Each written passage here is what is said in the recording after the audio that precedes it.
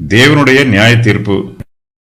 மீதியானியருக்கு செய்தது போலவும் கீசோன் என்னும் ஆற்றண்டை எந்தோரிலே அழிக்கப்பட்டு நிலத்துக்கு எருவாய் போன சிசரா யாபின் என்பவர்களுக்கு செய்தது போலவும் அவர்களுக்கு செய்யும்.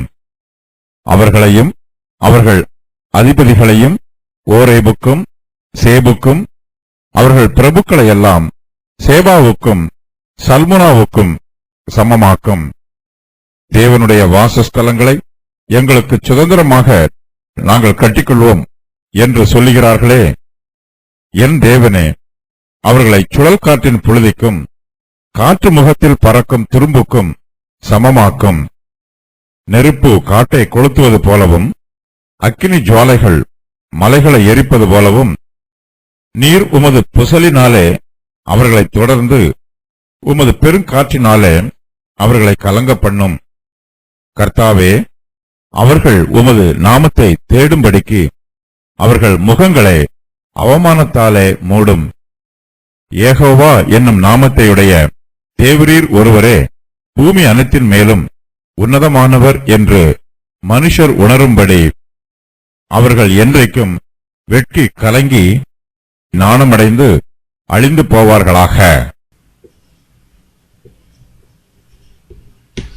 தேவனுடைய ஜனத்திற்கு விரோதமாய் ஒன்று கூடி இருக்கிறவர்கள் அழிந்து போக வேண்டும் என்று சங்கீதக்காரர் ஜெபம் பண்ணுகிறார்.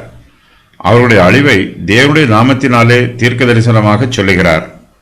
இந்த தீர்க்க தரிசனம் இஸ்ரவேல் ஜனத்தாருக்கு விரோதமாய் எழும்பியிருக்கிற சத்துருக்களுக்கும் புதிய ஏற்பாட்டு காலத்தில் தேவனுடைய சபைக்கு விரோதமாய் எழும்பியிருக்கிற சத்துருக்களுக்கும் சொல்லப்பட்டிருக்கிறது.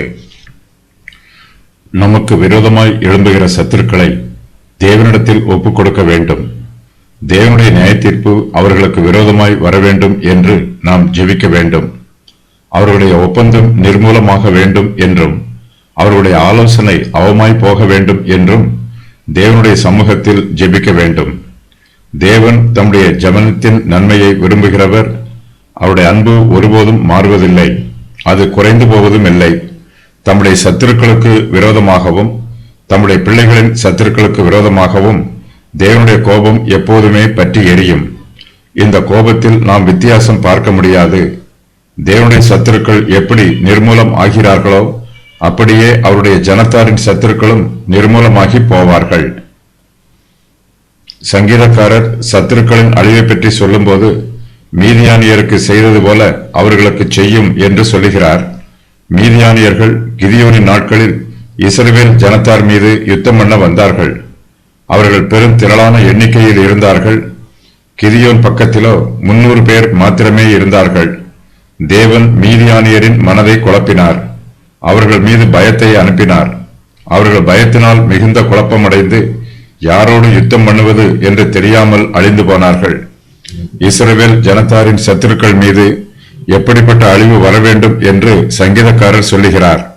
கீசோன் என்னும் ஆற்றண்டை எந்தூரிலே அழிக்கப்பட்டு நிலத்துக்கு எருவாய் போன சிசரா யாபின் என்பவர்களுக்கு செய்தது போலவும் அவர்களுக்கு செய்யும் என்று விண்ணப்பம் பண்ணுகிறார்.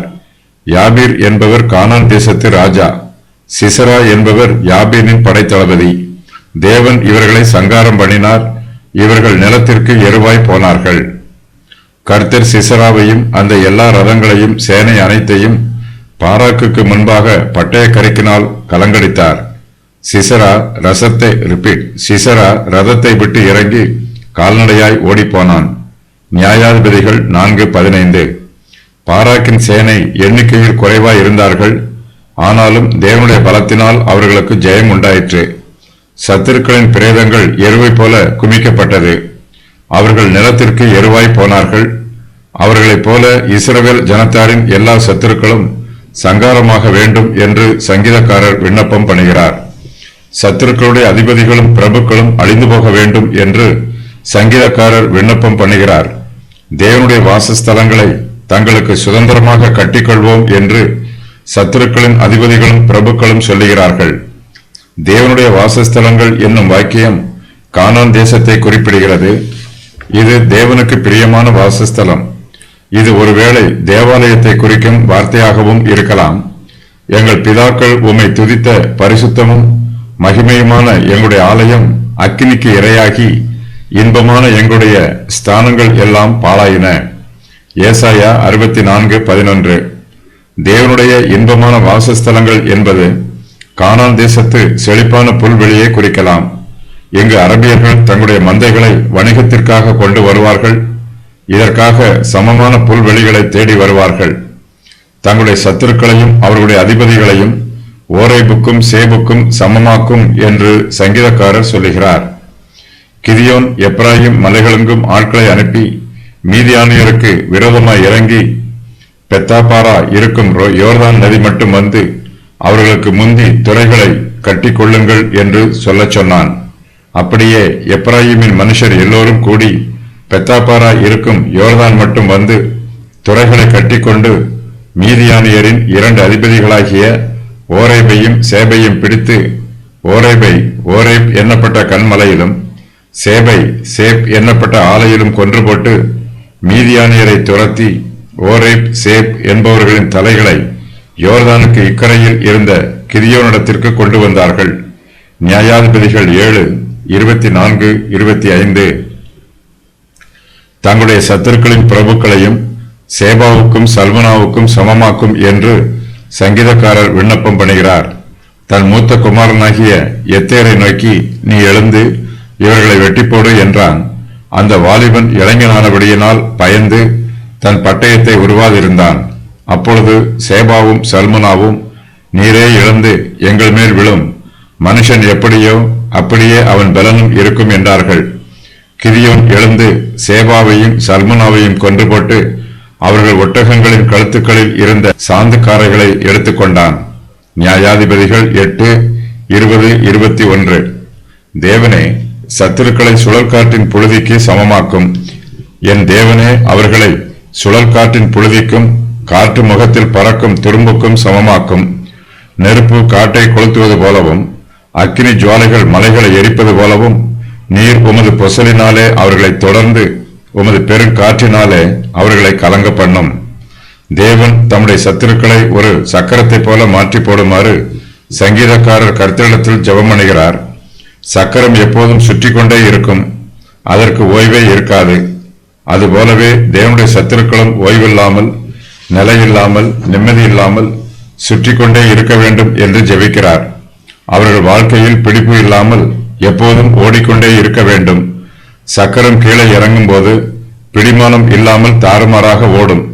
முடிவிலே அது கீழே விழுந்து நொறுங்கி போகும். அதுபோலவே தேவனுடைய சத்துருக்களும் தங்களுடைய அழிவுக்கு நேராக வேகமாக ஓட வேண்டும் என்று சங்கீதக்காரர் விண்ணப்பம் பண்ணுகிறார். என் தேவனே, அவர்களை சுழற்காற்றின் புழுதிக்கு சமமாக்கும் என்று சங்கீதக்காரர் சொல்லுகிறார். இந்த வாக்கியத்தில் பயன்படுத்தப்பட்டிருக்கிற புழுதி என்னும் வார்த்தைக்கு மூல பாஷையிலே சுற்றுகிற சக்கரம் என்று பொருள். சத்துருக்கள் சுழற்காற்றிலே சுற்றுகிற சக்கரத்தை போல நிலையில்லாமல் ஓட வேண்டும் என்றும் முடிவிலே கீழே விழுந்து நொறுங்கி போக வேண்டும் என்றும் சங்கீதக்காரர் விண்ணப்பம் பண்ணுகிறார். தேவனுடைய நியாய தீர்ப்புகளினால் சத்துருக்கள் உடைந்து போக வேண்டும். தானியத்துக்கு போரடிப்பதற்கு இஸ்ரவேல் ஜனத்தார் சக்கரங்களை பயன்படுத்துவது வழக்கம். அந்த சக்கரம் நிலையில்லாமல் சுற்றி கொண்டே இருக்கும். தானியத்தை போரடிக்கும் சக்கரத்திற்கு அச்சு உண்டு. அந்த அச்சை மீறி சக்கரம் விலகி போகாது. ஆனால் இஸ்ரவேல் ஜனத்தாரின் சத்துருக்களோ அச்சு முறிந்து போன சக்கரத்தை போல இருக்கிறார்கள். அவர்கள் சுழற்காற்றின் வேகத்தில் அச்சு இல்லாமல், எல்லா இடங்களுக்கும் பிடிமானம் இல்லாமல், நிலையில்லாமல் தங்கள் அழிவை நோக்கி ஓடிக்கொண்டிருக்கிறார்கள். காற்று முகத்திலே துரும்பு பறக்கும். காற்று எந்த திசையில் எல்லாம் அடிக்கிறதோ அந்த திசையில் எல்லாம் துரும்பு பறந்து கொண்டிருக்கும். தேவனுடைய சத்துருக்களும் காற்று முகத்தில் பறக்கும் துரும்பை போல நிலையில்லாமல், பலமில்லாமல் அங்கும் எங்கும் ஓடிக்கொண்டிருக்க வேண்டும் என்று சங்கீதக்காரர் விண்ணப்பம் பண்ணுகிறார். அவர்கள் காற்று முகத்தில் பறக்கும் துரும்பாக இருந்தால் மாத்திரம் போதாது, அவர்கள் அக்கினி ஜுவாலைகளில் எரிந்து போக வேண்டும் என்றும் சங்கீதக்காரர் ஜெபிக்கிறார்.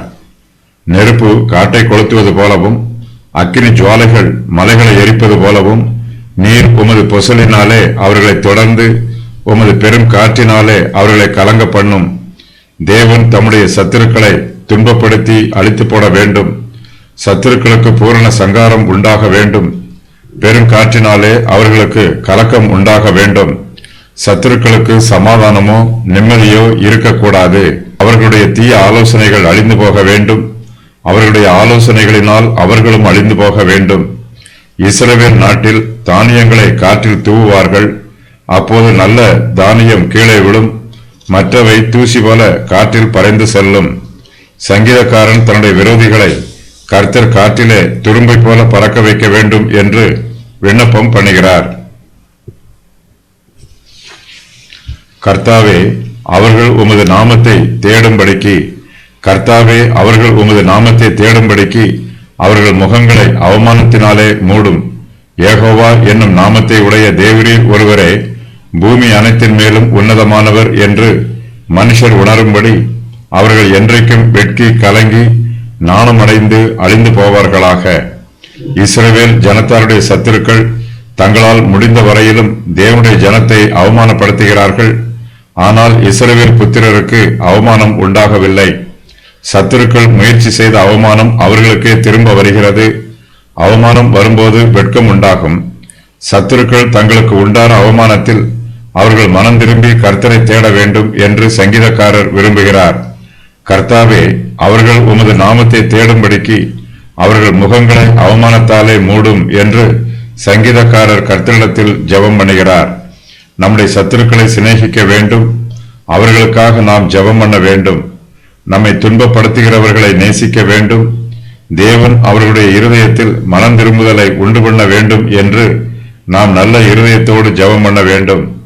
சத்துருக்களுக்கு எவ்வளவு பிரச்சனைகள், அவமானங்கள், குழப்பங்கள் வந்தாலும் அவையெல்லாம் அவர்களுடைய மனமாற்றத்திற்கு உதவி புரிவதாக இருக்க வேண்டும். அவர்கள் தேவனுடைய நாமத்தை தேடுவதற்கு அவை உதவியாய் இருக்க வேண்டும். அவர்கள் வெட்கப்பட்டும் மனம் திரும்பவில்லை என்றால் தேவன் தாமே அவர்களை அவமானப்படுத்தி விடுவார். அவர்கள் என்றைக்கும் வெட்கி கலங்கி நாணமடைந்து அழிந்து போவார்கள். கர்த்தராகிய தேவனே பூமி அனைத்தின் மேலும் உன்னதமானவர். அவருக்கு மாத்திரமே யெகோவா என்னும் பெயர் கொடுக்கப்பட்டிருக்கிறது. அதை மனுஷர் உணர்ந்து கொள்ள வேண்டும். இதற்காகவே சத்துருக்களுக்கு வெட்கமும் அவமானமும் வருகிறது. அவர்களுக்கு தோல்வியும் இலச்சையும் உண்டாகிறது. சங்கீதக்காரர் சத்துருக்களின் அழிவை பற்றி முன் அறிவிக்கிறார். யெகோவா என்னும் நாமத்தை உடைய தேவரீர் ஒருவரே பூமி அனைத்தின் மேலும் உன்னதமானவர் என்று மனுஷர் உணரும்படி அவர்கள் என்றைக்கும் வெட்கி கலங்கி நாணமடைந்து அழிந்து போவார்களாக. எபிரேய பாஷையிலே யெகோவா என்னும் நாமத்தை மனுஷரால் உச்சரிக்க முடியாது. அந்த பெயரில் உயிர் எழுத்துக்கள் எதுவும் இல்லை. எல்லாமே மெய் எழுத்துக்கள். தேவனுடைய நாமம் உச்சரிக்க முடியாததா இருந்தாலும் அந்த நாமமே மகத்துவமும் மகிமையும் உன்னதமும் நிறைந்த நாமமாகும்.